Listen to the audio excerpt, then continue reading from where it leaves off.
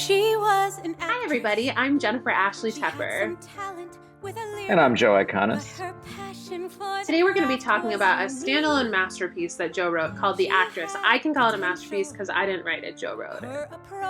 This is very true. And The Actress is one of my many songs that's about the theater world and about singing and about disappointment and about struggles and mostly about Katrina Rose Diderikson. Belting her face off. Get ready for this track. Truly, warning may contain high belting. Her package didn't fit into a mold. She'd work when she was 60, she was told. The Actress. The Actress. An epic song. We should really also have a playlist of the album where it goes in descending order of length of track, because I feel like that'd be fun to go from like shortest to longest to longest to shortest. The Actress is an epic one. The Actress is very, very long, and I wrote The Actress specifically for Katrina Rose Diderikson. Mm-hmm. And something that's interesting about this song is that this is the first song I ever performed at 54 Below. Wow. Yeah. This Literal was the first. Yes, because it was a night before I did my first Iconis and Family show at 54, which was July 16th, 2012.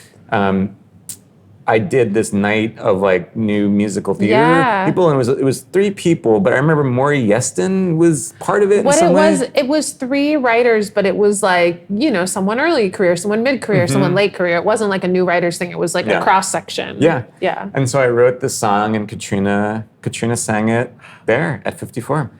We're celebrating our 10th anniversary this year at 54 Below, so it's so crazy to think of like that was the first year. I wasn't the programming director yet. I attended and we did the Christmas show there. But that's so crazy. That was the first 54 Below Iconis and Family performance. One.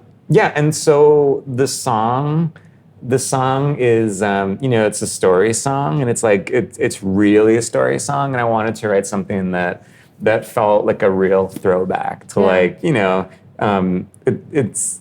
I guess it feels kind of like there's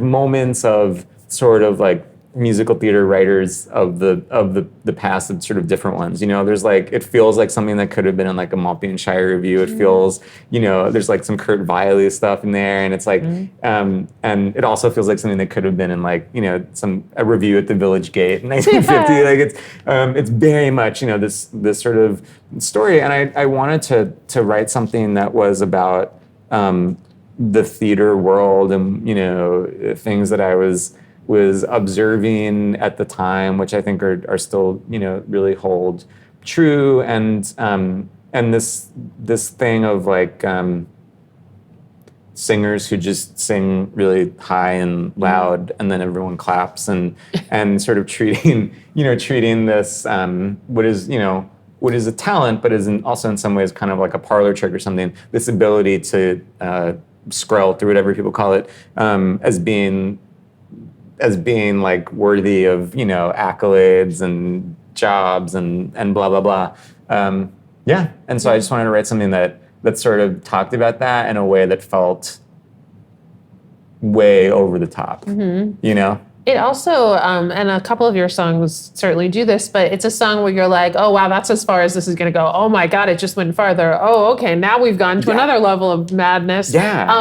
Including like the final part of this song, I love so much, because like it's one of those where the audience maybe might think the song is over, and then there's a little like addendum at the end that it's like, it's so good. Thanks. Yeah, it's sort of like a little, it's kind of a mean-spirited addendum, but it's, I think it's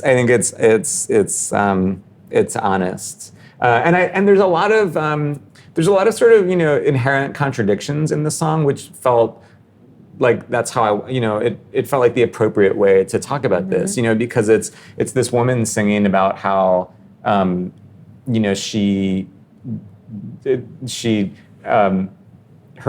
weirdness and her personality and all that kind of stuff is not valued. It's just her voice. Once she learns how to just sort of use her voice as this this mechanism to sing loud and high and aggressive, and she loses all the other stuff that makes her unique, that's when she, you know, experiences success. And I think the song is clearly sort of critical of that.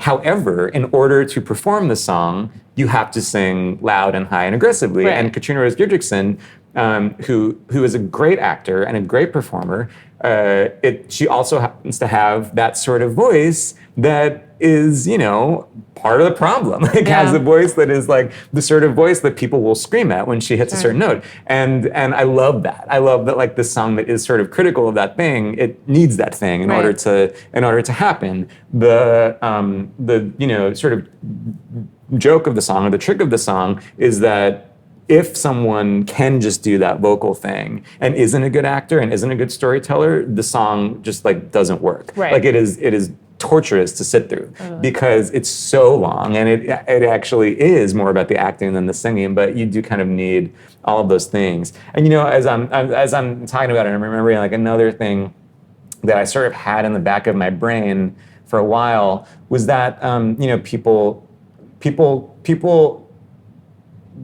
saying the phrase, "Oh, she can belt her face off," right, as like this compliment, and I loved the idea of like someone literally belting their face off. So, you know, which meant their face is gone. You know, things like that. It's so like a natural progression to me, and that sense of like someone who literally belts their face off. And now what do you do? That was something that was like a real impetus. This is something I also feel like whenever you wrote this song, people weren't talking about it as much. And now there is a little bit of a backlash that's like, let actors act. And if there's a high note and they should sing it because of the character, great. But like, there has been more of a movement going in this direction. Again, singing for the sake of high singing since the song. I know. And what's so funny too is that also there's this thing of like, you know, so in the song, it's sort of like, oh, you don't need to, you don't need to be an actress. As you don't need a face as long as you have this voice that does this thing, as long as you have the high notes, and you're fine. And then, you know, the end of that journey for the actress is that, you know, she's replaced by Jenna Elfman because it's like, oh, you don't need the voice if you have the name. Right. It's like, that's like higher than that. And so I feel like that's also been this sort of weird conversation lately that I think we're not like quite ready to talk about. Totally. But it's real, and that's just the truth, you know? It's like, and it's, you know, you don't need that if you have that, and you really don't need that if you have that. And sometimes people have it all, and a lot of times they don't. And it's just the kind of like the hierarchy of commercial theater. I also have a lot of memories of the great Katrina Rose Diderikson performing this at the Musical Theater Factory. I feel like, you know, this was a venue for people who don't know that was created out of a pornography studio. There was like part of the time it was that, and part of the time it was like a musical theater factory, you know, creatively led by Shakina Nafak, our friend who also appears on the album. And I feel like this song was just performed there in a couple of special concerts that, Katrina killed it. Yeah. And something else about this song, you know, in that middle section where she is, you know, just singing, where she's just doing the thing, she's just hitting the notes that make people clap. Underneath that is everyone yelling at her, sing bitch, fierce bitch, sing. And it's, that was another sort of initial impetus of the song, in addition to like the, you know, belting your face off thing. This aggression towards women who sing in a certain way, and the language surrounding it. And a lot of the language is, it's, you know, it's coming, it's like a cultural thing in some ways, but just this like, I felt like I just kept going to concerts or going to shows or something, and women were, you know, just screaming, and then people in the audience were like calling them bitch, you know, like as a show of like approval. And I just felt like, oh, everyone's trying to like get this thing, and this literal thing, like what it is it's just kind of, you know, it's in some ways complex, and in some ways it's just like, no, you know. And so I wanted to put that in the song. I've also seen, you reminded me, like in concerts, similar to some reactions to Broadway Here I Come, people be like, oh man, I love that song. And for all of the reasons that the song is like, you know, talking about, and not quite understand like what it's about, but be like, oh my God, Katrina sang her face off in it. Yeah. Like, there's been some like, I love this song, but I'm like, maybe you should hear it one more time. Yeah. Yeah. No, I know. But I, you know, I love that. I love that people can not get the, you know, not get the point. Yeah. And it's like, it's not because it's hidden, you know, with a song like that, it's like, it couldn't be like blunter. You know, the song is like very inelegant in how it says what it wants to say. And it goes on for 7.5 minutes. And so, you know, it's not for lack of, you know, clarity. But yeah, some people just hear what they want to hear. Also, the title of the song, The Actress, is the opposite of the songs where it's the character's name. Because like this song would never be called insert any name, because like we don't know that girl's name. She doesn't have a name. Yeah. Okay, I don't think it's Gwendolyn, but it's not Gwendolyn. Everyone decide what you think her name is. Yeah, the actress. I mean, and also it's, you know, it's like, there's also a sense of it where it's like, to me at least, you know, calling it the actress is kind of like, it's the putting it in a box, you know, it's like the putting people in categories. Sure. It's like, oh, she's the actress. It's similar to what you were just talking about Destiny or L. Morgan. It's like the need in the current sphere, and not just current, but what we've been in for decades of like, yeah, there's going to be 100 casts of Les Mis, so who fits into the Eponine type, and what came along with that as far as typing actors. Yeah, it's just like, however our generation has played against that is represented in both of these songs. Yeah. I also was, sidebar, I was really thinking about this last night. We were watching, for Mother's Day, we watched Bye Bye Birdie, the Jason Alexander, Vanessa Williams one. And I was thinking so much about the great Mark Kudish, who, you know, had just started out when he played Conrad Birdie, and how that's a role where it's like, yeah, like everyone does Bye Bye Birdie. It's great. You get just like the hottest guy in school to play that role, and it's something is missing. And you get like a hot actor who's a comedian, and you're like, oh, wait, like this role is so funny, and it's so much more than that. And I feel like that's something also that, I don't know, this song and Play the Princess address the like, when we box in actors, no matter for what reason, like we're missing things. Oh, always. And it's it's a lot of times it is the sort of replacement thing, right? And it's the like, yeah, there's going to be 10 million productions of this show, and so we have to like you know, get them in the school to do whatever this first actor did. And it's something, I mean, this is, you know, touches on it, but it's something different. It's like so many times I feel like I'll see a revival of something or you know, whatever, or even like a community. Like I love Little Shop of Horrors, obviously, and it never ceases to amaze me how people cast Audrey in Little Shop classically, and how it's always sort of like, it's like the, you know, it's that role very quickly turned into like ditzy blonde, you know. It feels like that's like what the character description would say based on how it is cast. Just always.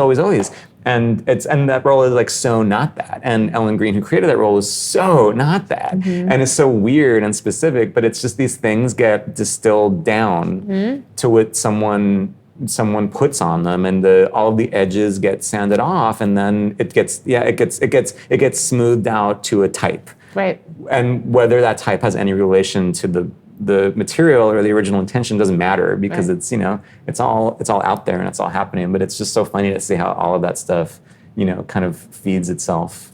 Related to all of this, I'm excited to see, like, I want to see the actress performed like at Thespians. Like, I am excited to see like, you know, high schoolers or different people take on this song as well. I know. Excited for more people to hear it. Yeah, me too. And perhaps they will. The actress. Hey, thanks so much for listening or watching to my podcast. Do me a favor and go to wherever you just listen to or watch this thing and subscribe or like or give us a great rating or review, and then head to bpn.fm/album to find out even more information about this podcast, more ways to watch, more ways to listen, and check out my album. Thanks so much for hanging out. Album Podcast is executive produced by Liz Armstrong, produced by Dori Berenstein, Alan Seals, Kim Garris, and the rest of the team at the Broadway Podcast Network.